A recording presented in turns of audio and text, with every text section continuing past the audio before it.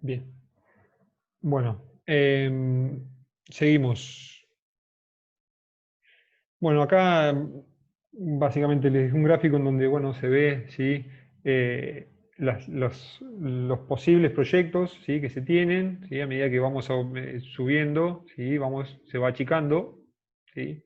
En donde, bueno, básicamente vamos encontrando targets, ¿sí? Vamos descubriendo, teniendo estudios de factibilidad, por ejemplo, si la factibilidad es positiva, pasa a ser una mina en desarrollo, y finalmente, de todos los prospectos posibles que se tienen, ¿sí? Se llega a la mina, ¿sí? Que es, bueno, un poco lo que, para tratar de dejar en un gráfico lo que les decía, ¿sí? De 2 de cada 100, ¿sí? Son los que llegan a producir.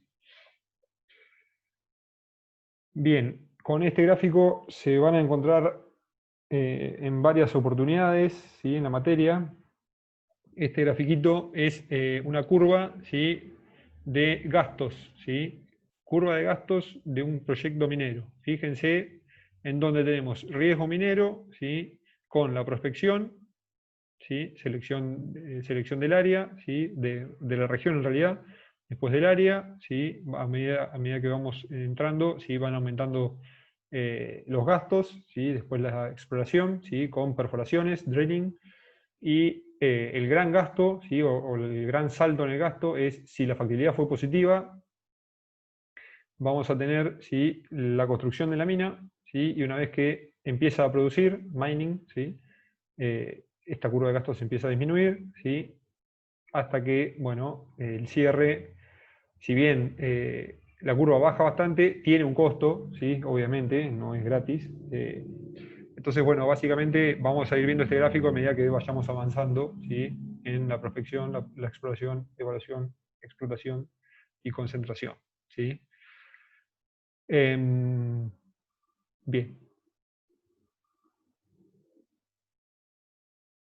Entonces, vamos a ir viendo ahora rápidamente algunos conceptos de las distintas etapas, ¿sí? Bueno, la prospección básicamente, fíjense que es la aplicación de los conocimientos geológicos, ¿sí? En la búsqueda de un yacimiento. Como les decía, encontrar una región, un área, ¿sí? Generar nuevos prospectos, o sea, zonas de interés, en donde posiblemente pueda llegar a haber algún depósito mineral. No son aleatorios, ¿sí? Los depósitos siempre tienen un significado geológico, ¿sí? Como estuvimos viendo en yacimientos. Dentro de lo que involucra, ¿sí? La prospección, bueno, obviamente antecedentes geológicos, fotografías aéreas satelitales, ¿sí? Mapeos, perfiles, todo el trabajo geológico que normalmente se hace, ¿sí? En casi todas las disciplinas geológicas. Eh, Podríamos decir que dentro de la prospección, el geólogo, junto con la prospección y exploración, es cuando el geólogo más incidencia tiene, ¿sí? Esto no quiere decir que sea el único momento en el que el geólogo entra en acción, ¿sí? También eh, tiene que haber geólogos durante la explotación, ¿sí? De la mina. ¿Por qué? Porque se sigue explorando, como les decía, el greenfield y el brownfield, que lo vamos a ver más adelante. O zonas verdes, ¿sí? O zonas marrones, que bueno, es una zona, se los puedo adelantar si quieren, la zona verde o greenfield es una zona que no está madura en cuanto a datos geológicos, ¿sí? Que se sabe que tiene minerales, pero no está ubicado y que se puede seguir explotando la mina hacia ese lugar. Esa es la idea. Después, bueno, vamos a ver distintos tipos de prospecciones, ¿sí? Obviamente la prospección geoquímica mide las variaciones de los elementos, ¿sí? O concentraciones. Vamos a ver los distintos tipos de prospecciones, ¿sí? Con la prospección de sedimento corriente, cuando se prospecta roca, suelo, sedimento, ¿sí? Agua incluso. Y en prospección geofísica, bueno, de distintos métodos, ¿sí? La magnetometría, la radiometría, gravedad, ¿sí? Depósitos metálicos, ¿sí? Tienen saltos en la parte magnetométrica y de gravedad, ¿sí? Son más densos generalmente. Geoeléctrica también sirve para los yacimientos metalíferos. Entonces, bueno, la prospección básicamente es eso. Después ya en exploración, básicamente lo que se hace es delimitar, ¿sí? Tanto el tamaño, la forma y la calidad, ¿sí? O sea, cantidad y calidad de mineral. ¿Qué se hace? Exploración en superficie y subterránea, lo vamos a ver en detalle más adelante, ¿sí?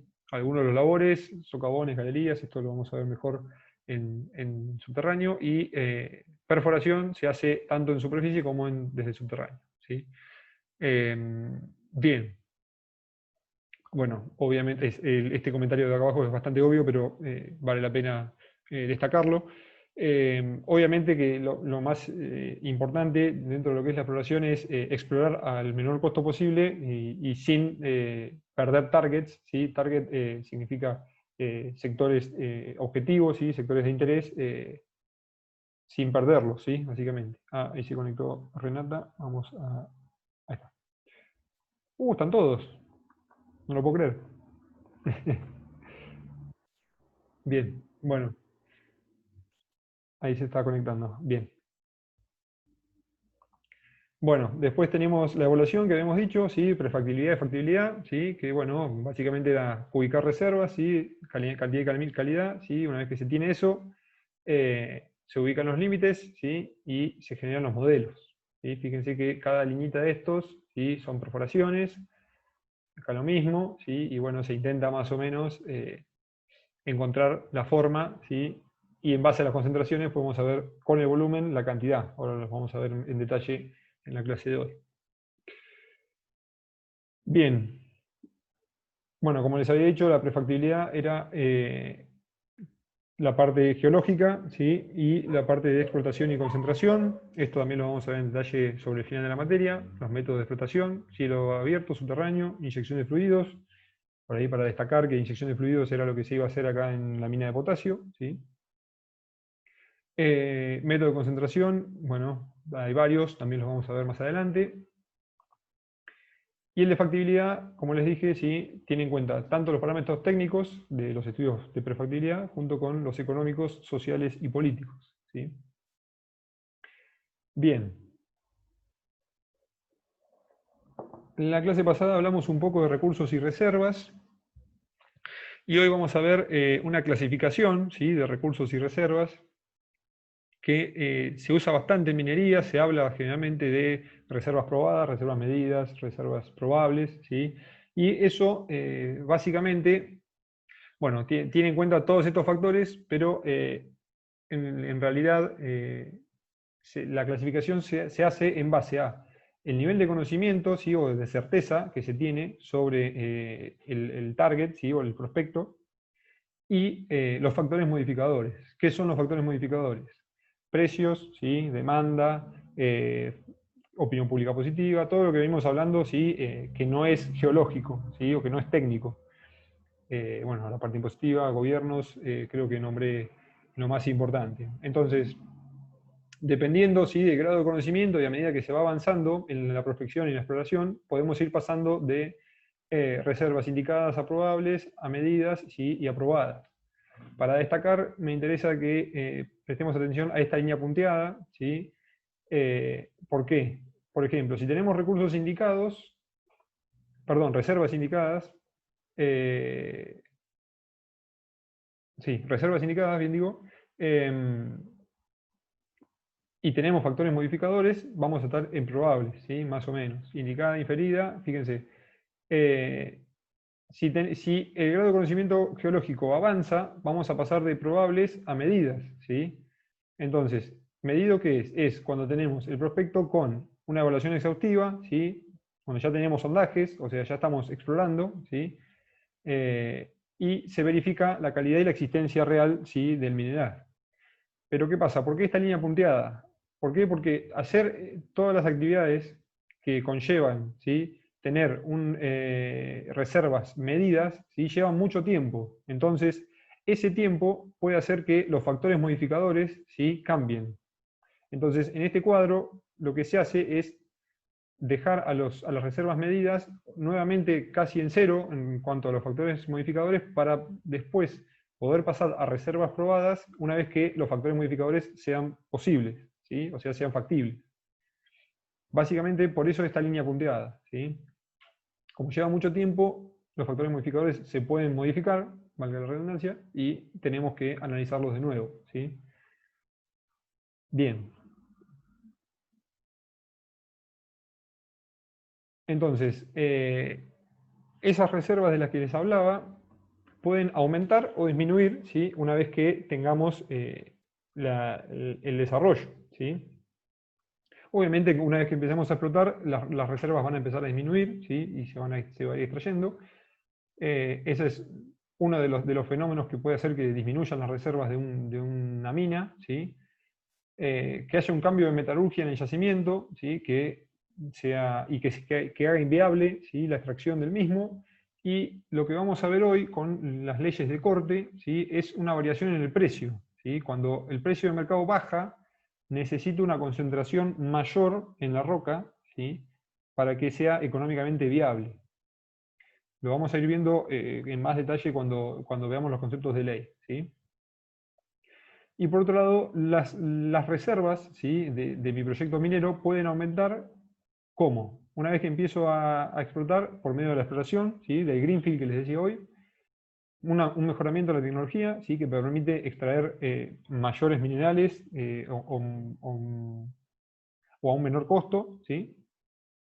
Y un aumento en el precio, ¿sí? Si el precio del commodity, por ejemplo el oro, aumenta, necesito una menor concentración de oro, ¿sí? En la roca para que sea económicamente factible, ¿sí?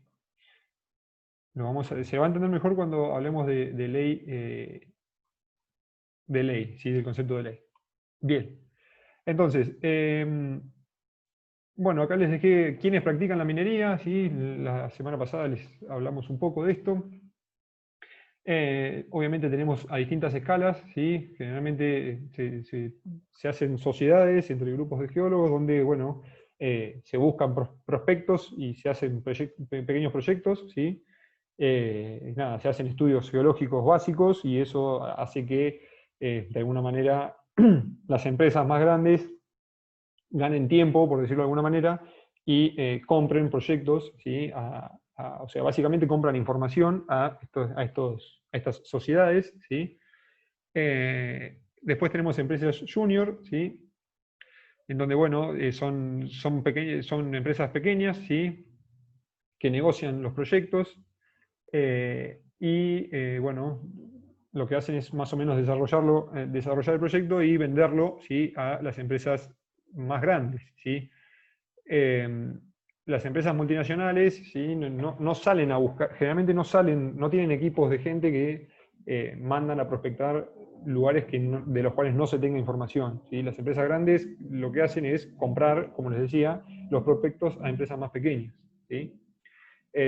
Bueno, dependiendo de la escala y si cotizan en bolsa o no, básicamente, van a ser de mediana escala o de gran escala, ¿sí? La de mediana escala en nuestro país, Yamana, es una empresa minera bastante importante que se conoce, ¿sí? Y bueno, la más famosa, creo, la minera más famosa del mundo y la más grande a la vez, Barrick Gold, ¿sí? Es una multinacional de gran escala, ¿sí? Fíjense que manejan capitales de miles a millones de dólares, ¿sí?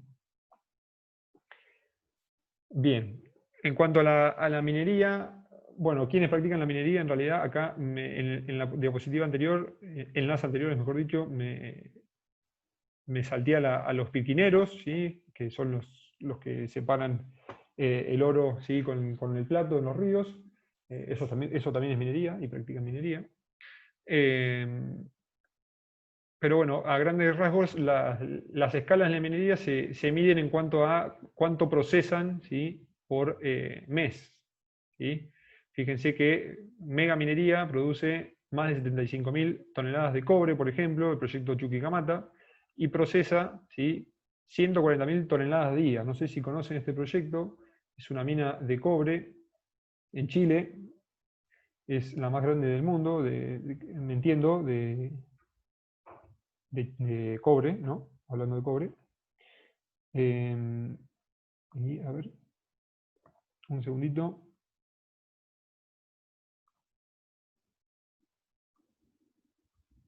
Les quería mostrar el proyecto. Hay varios documentales en internet, no sé si se alcanza a ver ahí bien. Este es el tajo o el open pit o el rajo de Chuquicamata, ¿sí? Fíjense, acá hice unas liñitas para poder medirlo, ahora lo vamos a ver.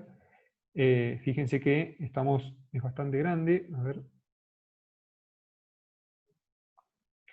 Estamos hablando de unos 4 kilómetros la escala, ¿sí? Para que lo vean, ¿sí? Las instalaciones que tiene, ¿sí? Todo esto que se ve acá es todo residuo, ¿sí?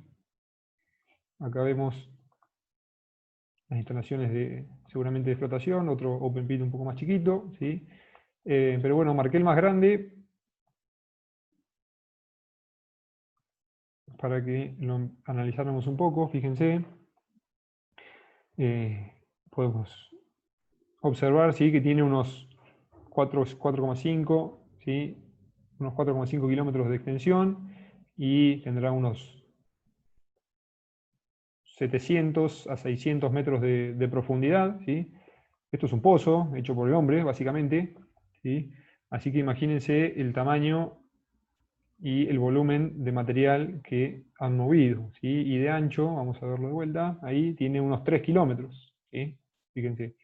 Y lo mismo, unos 700 metros de profundidad. Este es el más importante. Acá hay otro, ¿sí? Y acá habíamos visto otro más chiquito. Bien.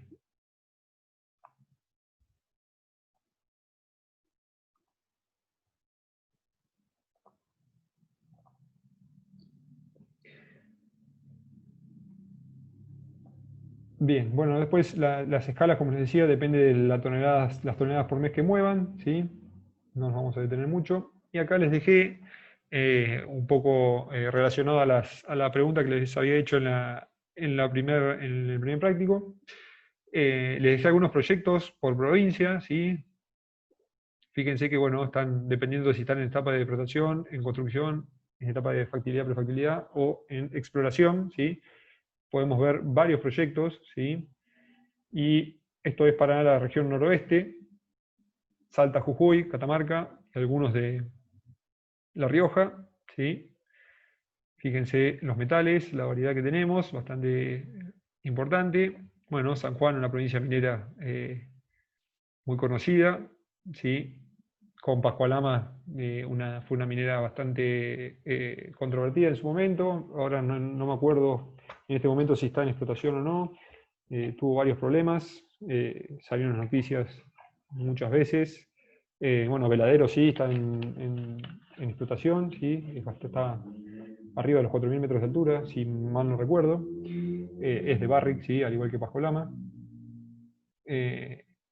Bien. Mendoza, algunos proyectos que bueno, no están siendo explotados. Andacollo, como les decía, en Neuquén, ¿sí? En Río Negro y Chubut hay muchos proyectos, ¿sí? Prácticamente ninguno está o ninguno no, hay muy pocos en explotación, mejor dicho. Bueno, Sierra Grande con la mina de hierro, ¿sí? Chubut también se declaró provincia no minera en su momento, ahora no sé bien en qué quedó eso, también tuvo un cambio de gobierno.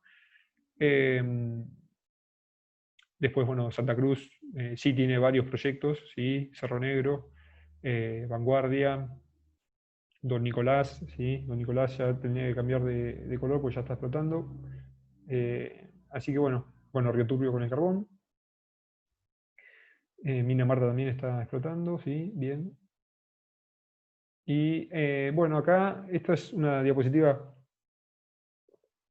que está en la Cámara de Minería de San Juan, porque generalmente se habla mucho eh, de que las mineras se llevan el oro, se llevan los minerales, que en realidad estrictamente es así, se llevan el mineral, ¿sí? Pero lo que no se tiene en cuenta es que lo que dejan, ¿sí? Básicamente, fíjense que tenemos más del 50% de impuestos en nuestro país, ¿sí? Los costos rondan el 35-38% generalmente, y esta es la rentabilidad, ¿sí? Entonces, a grandes rasgos, podemos decir que alrededor del 80% de lo que se invierte, ¿sí? Queda en Argentina, y el 18% es lo que la empresa se lleva, ¿sí? De alguna manera. Para tener un poco de dimensión, ¿sí? De lo que puede llegar a generar a nivel desarrollo social, ¿sí? Y laboral de un proyecto minero importante, ¿sí? Estamos hablando de grandes inversiones que, si bien las empresas ganan mucho dinero, eso es real, también generan un movimiento económico muy importante, ¿sí? Esa es la idea de esta diapositiva. No voy a entrar en discusiones ambientales porque eso es otro tema aparte, pero bueno, la idea era esa, ¿sí? Que bueno, la parte impositiva la deben saber, que todos pagamos bastantes impuestos y las mineras no son la excepción, ¿sí? Bien, conceptos, algunos ya los vimos, vamos a tratar de ver los que no vimos la clase pasada, ¿sí? El de yacimiento ya lo vimos. El de factor de concentración, ¿sí? Yo les hablé la clase pasada de que los elementos estaban en la corteza, ¿sí? Pero cuando teníamos un yacimiento estábamos hablando de una concentración anómala, ¿sí? Entonces, cuando tenemos, fíjense, cuando tenemos factores de enriquecimientos bajos, van a estar asociados a procesos exógenos, y cuando estemos hablando de factores de enriquecimiento altos, vamos a estar hablando de procesos endógenos, ¿sí? Entonces, para tener un depósito mineral necesitamos que el aluminio, ¿sí? Que está en un 8% en la corteza, se enriquezca de 3 a 4 veces, ¿sí? En el caso del oro, ¿sí? Fíjense, la concentración del oro promedio en la corteza es bastante baja, y para que sea económicamente factible necesitamos un factor de enriquecimiento, mejor dicho, de 4.000, ¿sí? 4.000 veces esta concentración como mínimo, para poder empezar a hablar de un posible depósito mineral. De ahí viene la importancia de la palabra anómalo, ¿sí? Bien. Bueno, la diferencia acá entre minerales de mena y los minerales industriales, ya los charlamos, los sulfuros sobre todo, los hablamos en la clase pasada. Creo que no tengo mucho para decir respecto a esto. Los de recursos ya lo vimos en una diapositiva anterior. Estos conceptos, acá les dejé algunas imágenes para que se entienda un poco mejor, ¿sí? El de ganga, que era el material no deseado, ¿sí? ¿Se acuerdan de mena y ganga? Entonces, fíjense que tenemos el concepto de mineral, que desde un punto de vista minero es la roca de interés, ¿sí? Que puede tener ganga y mena, ¿sí? La caja, que es la roca que hospeda al mineral, y después dentro del mineral podemos tener ganga y mena, como les decía, ¿sí? En este caso, la ganga es el cuarzo y la mena es el sulfuro, ¿sí?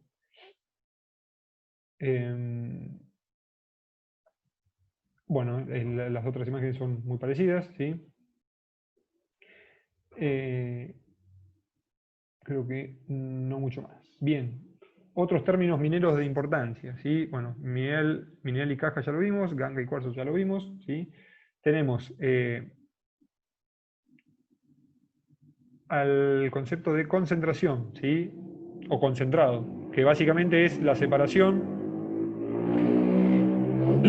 de la roca en mena y ganga, ¿sí? Entonces, cuando separo la mena de la ganga, ¿sí? Lo que me queda de mena se llama concentrado, ¿sí? Que es esto, esta imagen. Y lo que sobra, ¿sí? Que sería la ganga más la roca de caja, es la cola o el relave, ¿sí? Todo eso, cuando se extrae, en realidad, primero se extrae el mineral, ¿sí? El mineral va a lo que se le denomina cancha, ¿sí? Dentro de la cancha vamos a tener distintas pilas, estas pilas se las muestrea para saber la concentración de cada una, esto lo vamos a ver más adelante. Y de estas pilas después se procesa, y ahí sí se separa en caja y ganga y en mena, o sea, en relave y en concentrado. Lo que sea estéril va a la escombrera, ¿sí? Que es lo que les mostraba recién en Chuquicamata. Y creo que no quedó ningún concepto suelto. Hay algunos más, pero los vamos a ver más adelante. Bien, ocurrencia, ya estuvimos charlando un poco la semana pasada, les dejé algunas imágenes, ¿sí? ¿Cómo vamos a encontrar una mineralización? ¿Sí? Puede ser en stockwork, venas, venillas, ¿sí? Sedimentos diseminados, habíamos dicho, ¿sí? Los betiformes, ¿sí? Fíjense, las vetas generalmente son de este estilo, lo vamos a ver mejor. Las brechas, ¿sí? Y en caso de, bueno, de volúmenes, de minerales industriales, perdón, tienen volúmenes muy grandes y, bueno, pueden ser mantos, domos, si es un granito, sí, puede ser un domo, un stock, que, bueno, es bastante grande, sí. Así que, bueno, nada, les dejé unas imágenes acá para que vean. Vamos a volver sobre esto también, ¿sí? Y ya llegamos a la parte más importante del día, que son los conceptos de ley, el concepto de ley y los distintos tipos de leyes, ¿sí? ¿Alguna pregunta antes de arrancar con esto, que es lo más importante?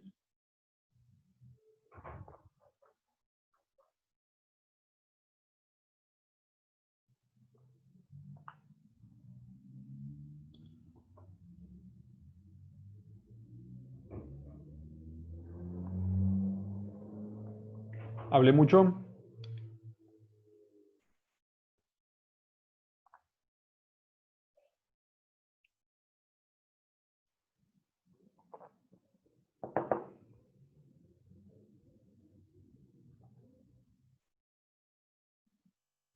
Nadie quiere hablar, profe. No, solo yo. Bueno, vamos a ver el concepto de ley. Como les dije, ¿sí? En minería se utiliza el concepto de ley, si no se lo dije en realidad, pero se utiliza la concentración, ¿sí? Del mineral en la roca. Entonces, la ley o grade es la concentración del mineral deseable y económico, ¿sí? Respecto a la masa mineralizada, ¿sí? Hay tres formas de expresar la ley, ¿sí? Que son tres formas de expresar la concentración, que es parte por millón, o sea, por cada millón de gramos voy a tener 1 gramo de mineral de interés, o por cada millón de toneladas voy a tener 1 tonelada de interés, ¿sí? Siempre es directo eso, al igual que en escala. Gramos por tonelada, ¿sí? Que en realidad es un sinónimo de partes por millón. ¿Por qué digo esto? Porque 1 gramo en 1 tonelada es lo mismo que decir un gramo en 1 millón de gramos. ¿Por qué? Porque 1 tonelada equivale a 1 millón de gramos, ¿sí? Entonces, se utiliza gramos por tonelada o partes por millón, que es lo mismo, ¿sí? Y porcentajes. Entonces,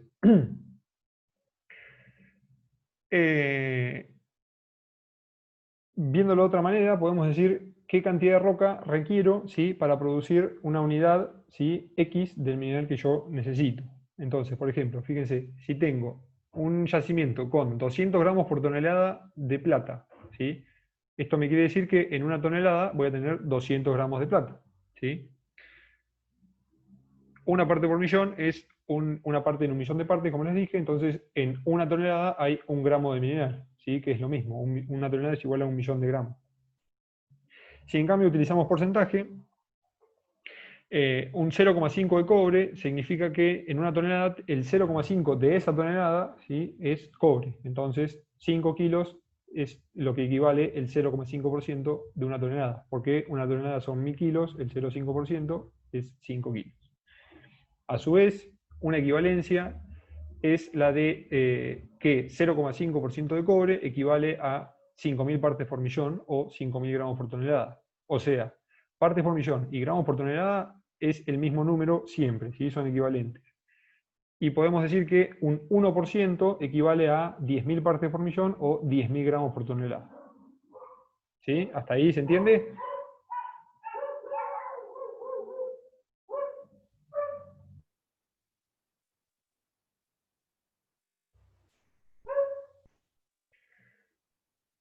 Sí, profe. Buenísimo. Bien. Entonces, sabiendo que la ley es la concentración, ¿sí? Del mineral en un peso, ¿sí? No en un volumen, en un peso de roca, tenemos tres conceptos: la ley crítica, la ley de corte y la ley equivalente, ¿sí? Vamos a empezar por la ley equivalente, que creo que es la más fácil de entender. Bueno, no sé si es la más fácil, pero bueno. La ley equivalente sí es la ley de los subproductos. ¿Qué significa esto? Obviamente no hay yacimientos solamente de un solo metal, ¿sí? Entonces vamos a tener subproductos, ¿sí? Que tienen menor precio y menor importancia en cuanto a su concentración, entonces se los denomina subproductos. Por ejemplo, la ley de oro, ¿sí? Puede ser 5 partes por millón, y la ley de plata puede ser 200 gramos o partes por millón. Esos 200 gramos, ¿sí? O 200 partes por millón, equivalen a X cantidad, ¿sí? O a X partes por millón de oro, ¿sí? Que se utiliza con el precio. Lo vamos a ver en detalle más adelante. Pero bueno, la idea de la ley equivalente es que se toma el subproducto, ¿sí? Y se lo refiere al producto principal. ¿Sí? Bien. Entonces, después tenemos el de ley crítica, que es el más importante, que fíjense que es la ley mínima necesaria para decidir, ¿sí?, que es rentable procesar una tonelada. Entonces, ¿qué significa esto? Tenemos en cuenta los costos, todos, ¿sí?, de exploración, comercialización, etcétera, ¿sí? Tenemos en cuenta los costos y el precio de mercado, ¿sí? Entonces, se comparan las dos cosas y de ahí sale una concentración mínima que yo necesito para que mi yacimiento o la mina sea económicamente rentable, ¿sí? Entonces, fíjense, si el costo de explotación, concentración y refinado y comercialización es de $133 por tonelada. Acá va una N, no sé por qué tengo una M, pero va una N. Si el precio del oro es de 1.181,8 dólares por onza, ¿sí? Siempre se refiere a onza, como en el petróleo se refiere a barriles, en el oro se refiere a onzas, en el oro y la plata, ¿sí? También habrán escuchado que el oro está en precios altos últimamente. Nada, son cuestiones de mercado, no vienen al caso, pero entonces el precio del oro es de 1.181 dólares por onza, ¿sí? Entonces, ¿cuál es la ley crítica? ¿Qué significa? Con estos costos, ¿sí?, necesito una cierta concentración para cubrir, perdón, con este precio necesito una cierta concentración para llegar a cubrir los costos, ¿sí? Lo vamos a ver ahora, se va a entender mejor seguramente.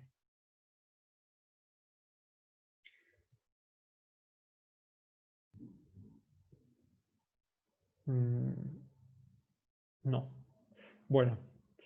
¿Cuál es la ley crítica entonces? 3,5 gramos por tonelada. ¿Qué significa esto? ¿Sí? Lo que tengo que hacer acá es 1181,8, ¿sí? Lo paso a gramos. Allá. Denme un segundo. Si alguno tiene la calculadora lo puede ir haciendo conmigo también, no hay problema.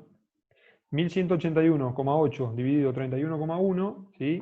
Me da 38 dólares por gramo, ¿sí? O sea, me pagan 38 dólares por cada gramo de oro, ¿sí? Y yo necesito, para mover una tonelada, ¿sí?, teniendo en cuenta todos los costos, necesito 133 dólares. Entonces, ¿qué hago? A esos 133 dólares los divido, ¿sí?, por 38 y me da 3,5. ¿Sí? No sé si alguno lo hizo conmigo la cuenta. ¿Se entiende? Sí. Buenísimo. Sí, profe. Entonces, este es el concepto de ley crítica, ¿sí? Necesito una concentración específica, ¿sí?, para poder cubrir los gastos. La trampa acá, o lo difícil, está en las unidades, ¿sí? Fíjense que tenemos dólares por onza, que lo pasamos a dólares por gramo, ¿sí? Y después, cuando dividimos dólares por tonelada dividido los dólares por gramo, ¿sí?, los dólares se van con los dólares y nos quedan gramos por tonelada, ¿sí? Bien, espero se haya entendido más o menos. Después tenemos el concepto, nos queda el de ley de corte, ¿sí? ¿Qué es la ley de corte? Es una ley arbitraria, ¿sí?, en donde, bueno, básicamente cada empresa, ¿sí?, determina una ley de corte específica. ¿Qué incluye la ley de corte? Incluye la ley crítica y el porcentaje de ganancia que la empresa quiere tener. ¿Qué significa esto? Tenemos en cuenta los costos y el margen, ¿sí?, que la empresa requiere, ¿sí? Entonces, no es que se va a explotar un yacimiento con una ley crítica X, ¿sí? El yacimiento se va a explotar con una ley crítica X más lo que la empresa pretenda ganar, ¿sí?, que es la ley de corte, ¿sí? Entonces, ahí tenemos, ¿sí?, los tres conceptos más importantes de lo que es la ley, ¿sí? Entonces, esto lo vamos a ver la semana que viene. Entonces, acá fíjense que tenemos un problemita para poder entender esto. Fíjense, un yacimiento de oro y plata posee una ley de 4 partes por millón de oro y 200 partes por millón de plata. Entonces necesito calcular la ley equivalente. Esto es lo que hablábamos hoy respecto a los subproductos. Entonces, fíjense que el precio del oro es de $1.300 la onza y el precio de la plata es de $20 la onza. ¿Sí? Entonces tenemos concentración y los precios. En cuanto a los precios, lo dividimos por la onza, ¿sí? 31,1. Vamos a tener $41,8 por gramo que nos pagan por oro y $0,64 por gramo de plata. ¿Sí? Entonces, lo que hacemos es dividir estos dos precios, ¿sí? Para saber cuántas veces tenemos que multiplicar, ¿sí? El precio o cuántos gramos en realidad de plata, ¿sí? Necesitamos para igualar un gramo de oro. ¿Sí? ¿Se entiende eso? O sea, con la relación entre el precio del oro y el precio de la plata, ¿sí? Lo que hacemos es saber cuántos gramos necesito de plata para que me paguen lo mismo que un gramo de oro. ¿Sí? Entonces, la ley equivalente va a ser 4 partes por millón de oro, que ya tengo, ¿sí? Más la concentración de plata sobre, ¿sí? Los, en este caso, 65,31 gramos que necesito para llevarlo a oro, ¿sí? A concentración de oro. En este caso, esta cuenta da 3,06, entonces 4 más 3,06, 7,06 partes por millón de oro equivalente. O sea, mi ley de oro equivalente del yacimiento es 7,6. ¿Sí? ¿Qué significa esto? Que si yo extraigo el oro y la plata, ¿sí? Lo que yo extraiga va a equivaler a 7 partes por millón de oro. ¿Se entiende? Lo vamos a ir viendo más en detalle con la práctica y con la clase que viene. Pero bueno, me interesa que este concepto más o menos se entienda. Lo vamos a ir viendo mejor, voy a ir haciendo más ejemplos, así lo pueden entender mejor. Bien, un problemita de volumen, ¿sí? Y de peso, para que me digan, a ver, el cálculo de finos. ¿Qué significa los finos? Que acá no lo dejé escrito, me lo comí, me parece. A ver. Sí, lo voy a agregar. Bueno, ¿qué son los finos? Perdón, que no lo agregué. Ah, sí lo agregué, acá. Es el contenido en peso, se me han mezclado las diapositivas. Es el contenido en peso, ¿sí? De componentes metálicos del mineral considerado. ¿Sí? Por ejemplo, en oro, el fino para procesar una tonelada de mineral es de 200 onzas de oro. O sea, ¿qué significa esto? Significa cuánto peso, ¿sí? Tengo por tonelada. ¿Cómo saco eso? Por tonelada no, perdón, por volumen. ¿Cómo saco eso? Con el volumen del cuerpo, fíjense, por ejemplo, se tiene un cuerpo de 2 por 2 por 3, ¿sí? Con una densidad de 2,6 gramos por tonelada, gramos por centímetro cúbico, perdón, y una ley de 6 partes por millón. Entonces,